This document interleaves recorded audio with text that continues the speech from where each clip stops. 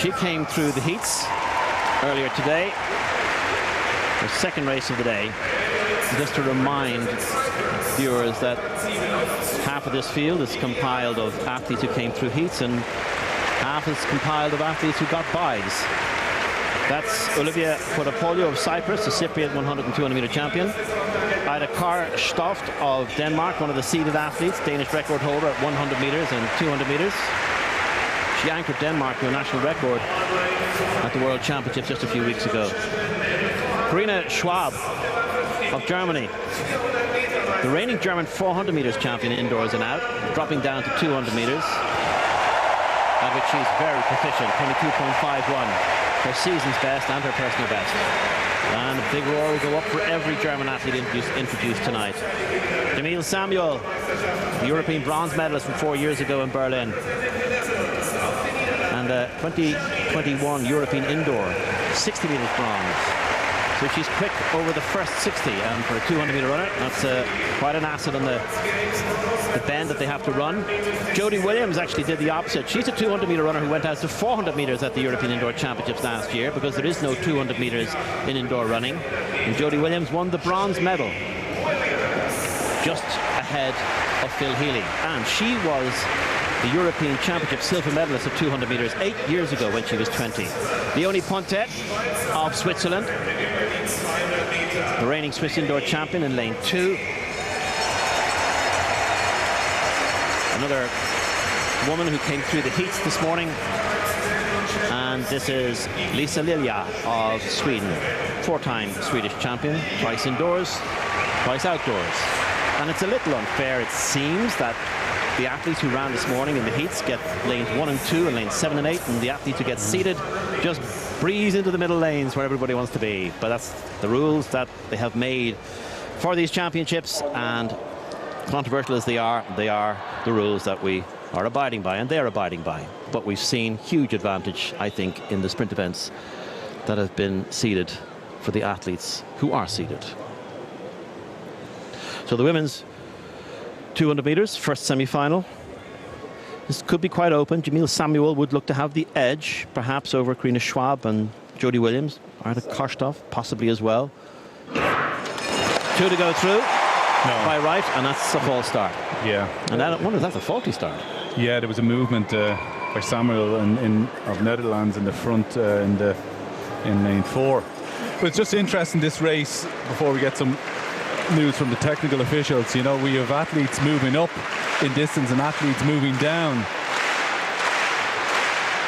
So I think it could have been the disturbance in 4.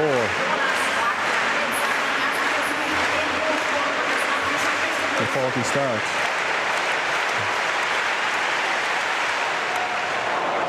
There's such noise in the stadium tonight that you can see they're actually indicating that they can't hear clearly the instruction.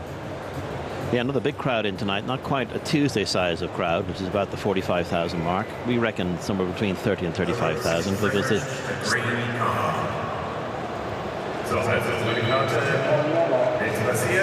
she lives to run. So yeah, the stadium looks as though it's at least, well, it's beyond half full. So that would indicate, with a capacity of around 65,000, that we've got 35,000 or more in the stadium tonight. So the women's 200 meter semi-final, the first of them, go to their blocks for the second time of asking.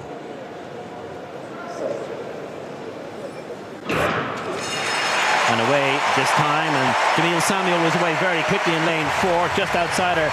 Karina Schwab getting the roar of the Germans. Ida Karstoff looks like she's going to possibly lead into the home straight. The long striding Dane. Jodie Williams going well in lane 3, and it's this 4. Karstoff is really putting it down here. Pedal to the metal by a very good margin of victory. Jodie Williams will claim the second automatic qualifying spot, and Jamil Samuel looked very flat and now has to wonder, will she make it into the final in what will be a poor lane, even if she does qualify, the bronze medalist from 2018. That was an incredible run by Karstoff. Only 500ths of a second outside her personal best in these conditions, because we do have a wet track. Yes, the rain has stopped, but it's still not perfect underfoot conditions for them.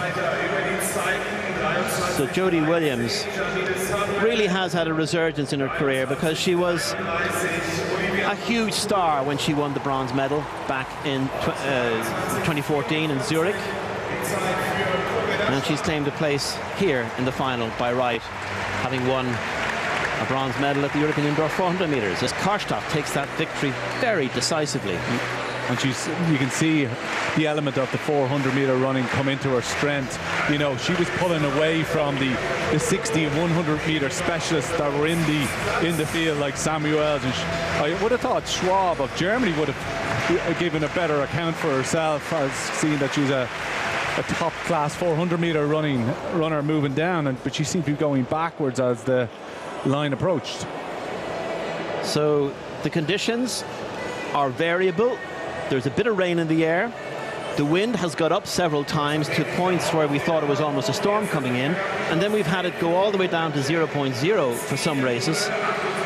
So we can only assume those slow times were due to the wind being slightly, at least, in the face of the runners in the 200 meters. So the second semi-final to come shortly.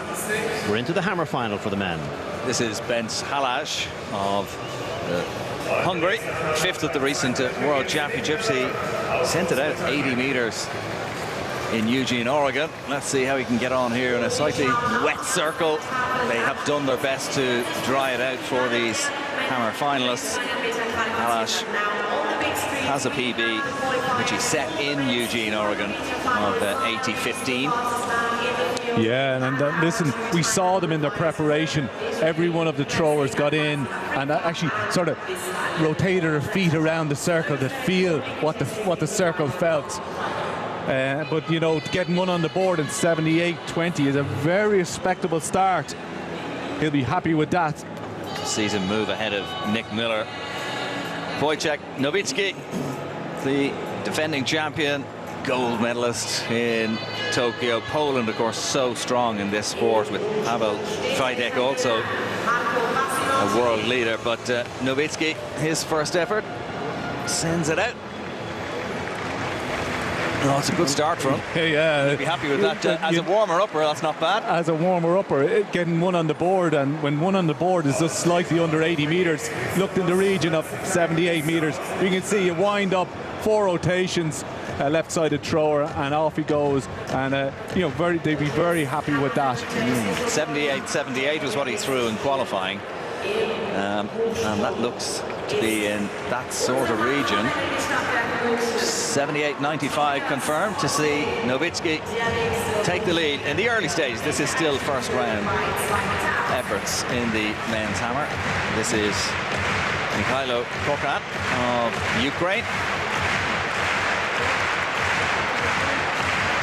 Another who has sent it out over 80 meters in the past.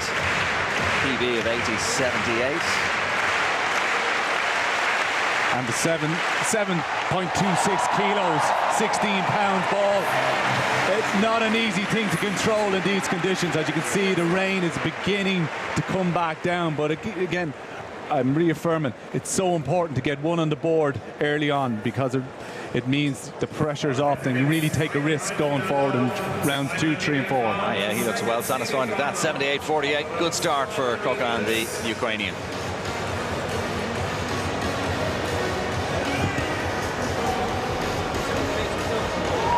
So that is the rain that's begun to fall again after relenting for a while as we approach the second semi-final of the women's 200 meters.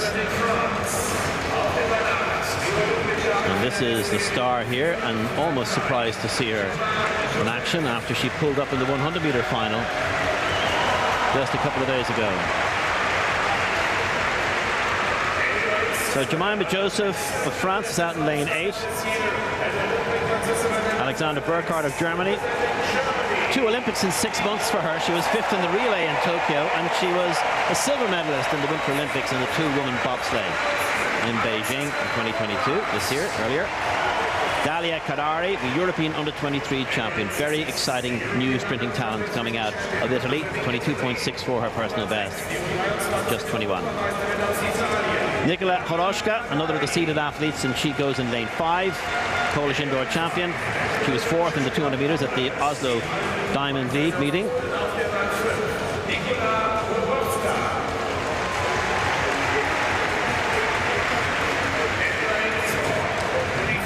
So, Dina Asher-Smith, well, she said it was cramp that forced her to pull up in the 100, but of course she did have that injury to her hamstring in the relay at the World Championships just a month ago. So, it's great to see her back.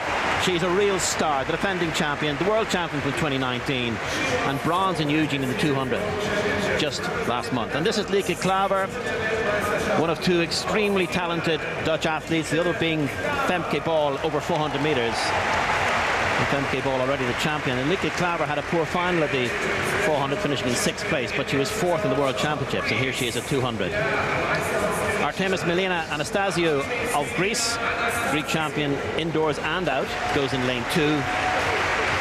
And in lane 1, Lorraine Dorcas Bazzolo of Portugal, originally from the Congo, and holds the national records both at the Congo and Portugal. The Portuguese record holder, in fact, is 60 meters indoors, 100 outdoors, and 200 outdoors.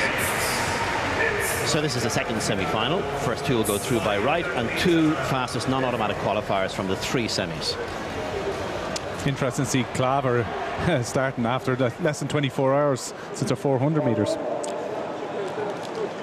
This is not her stronger event, so I suppose she feels she's got nothing to lose. And this is Dina Asher's event. As good as she is at 100 meters, probably better at 200. And the defending champion, one of the few athletes in Europe to have gone under 21 seconds in the last 10 years. She goes in lane 4.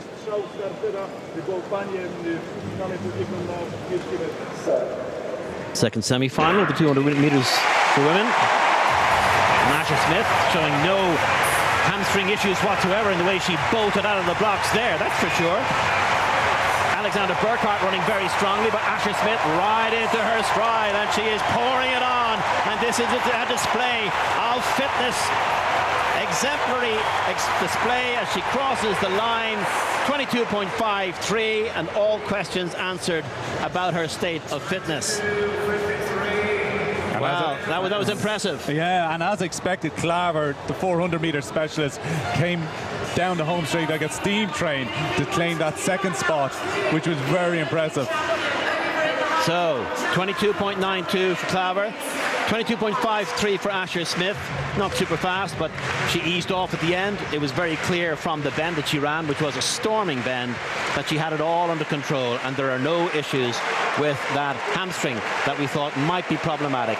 Burkhardt at 23.05 goes into the hot seat, as does Kadari. So it looks as though, and they will be good, really hard to beat times at fastest non-automatic qualifiers, going by the slow looking track conditions. Yes, it is. Like, conditions aren't conducive to fast running, Greg. You know, there's even some surface water in the inside lanes. That said, and the break. But look at this. This is Asher-Smith back to what looks like her best or close to her best. A really powerful display. I'm fit and I'm back. I'm on top of my toes here. That was a dominant display of 200-meter running. Yeah, but it is our specialist, isn't it? It is, and there's no tension there, and that's the beauty of absolute, you know, really fluid sprinting. No tension across the shoulders, and she can afford to ease up. Lieke Klaver did very well coming through in second place to claim the second automatic qualifying spot. And Burkhardt and Kadari will wait and see. Back with more, and the third semi-final as Dina Asher-Smith celebrates her victory after this break.